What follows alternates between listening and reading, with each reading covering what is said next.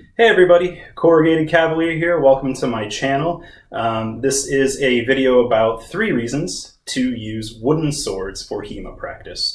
So in full disclosure, I am a total HEMA novice. I just started in April of this year as sort of try to self-improve over the coronavirus lockdown. I have done Japanese sword for about 6 years when I was in my teenage years, and actually in college I did some Tai Chi sword as well. Some people might laugh at that, but it is a thing, and it's actually very cool if you find the right teacher. Tai Chi in general, I was doing Tai Chi in general, but part of that was Tai Chi sword. If you find the right teacher in the right school, it's actually very cool, and I do recommend it. But I just started practicing HEMA, which is Historical European Martial Arts, in April of this year. And in my Japanese sword experience and my Tai Chi sword experience, I was very used to using wooden swords. This is not one of those that I used for Japanese or Tai Chi sword. But then I noticed when I was getting into HEMA that people didn't really use them. And they're a totally valid number of reasons why they don't, I found out, but I'm here to talk about why you should. And there's one main reason at the end, so stick around for that. So, reason number 1, if you find quality wooden swords, and my preference is Purple Heart Armory, and that's www.woodenswords.com, the feel is great. This is quality workmanship. It feels great in the hands. It's a real style pommel.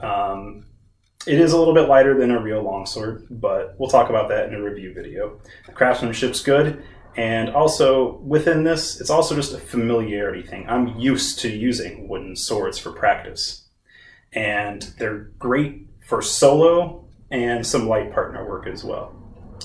The second reason that I would like to talk about is that if you get quality ones, these are actually modeled after real types of swords. I don't think that there's a specific historical example that this is modeled after, but it is what you would call an Okashot type 17 sword.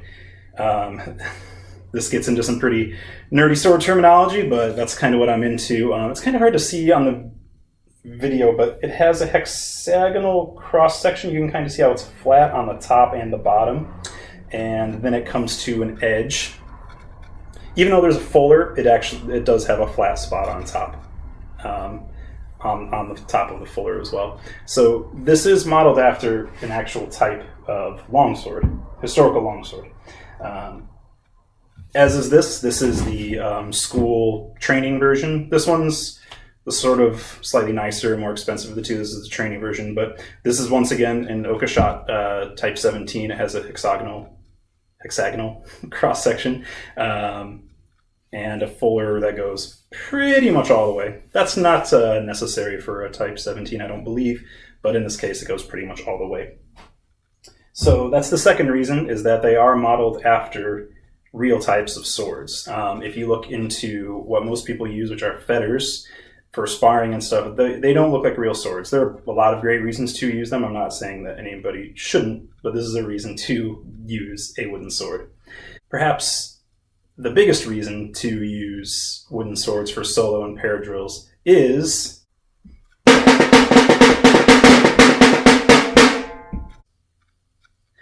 cost.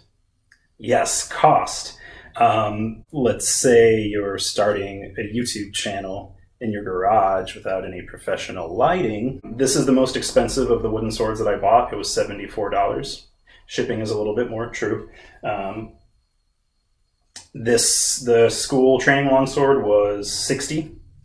And I also bought a short sword or like an arming sword. They call it a short sword on the website, but it's like a typical one-handed medieval sword. Arming sword, short sword, whatever your terminology is. This one was $65. They have an all hickory version on the website now for $55. So for all 3 of these, I paid $199, which I'll admit is a little bit more than I was looking to spend, but compared to buying fetters or even synthetic, I've gotten a lot of use out of these, and they're sturdy and they're nice. They work well.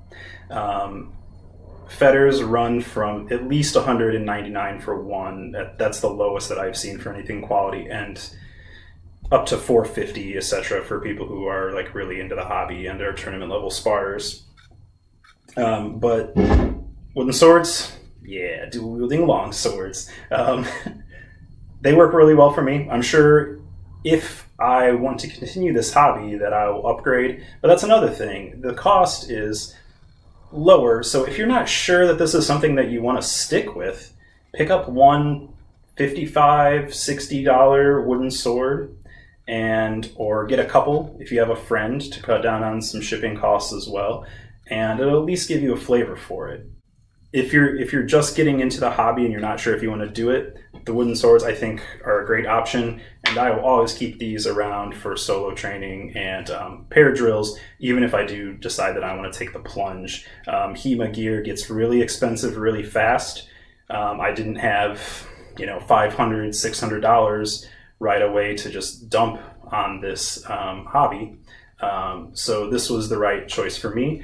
And don't be scared just because you don't see a lot of people doing it. Wooden swords, totally great. That's it for now. I am going to post a couple of videos soon on reviewing these two long swords, as well as this arming sword and this buckler. Also from Purple Heart Armory. They don't make the buckler, Cold Steel does, but I bought it from them. So I'll be reviewing this set as well. Thank you guys so much for watching, and be good to each other.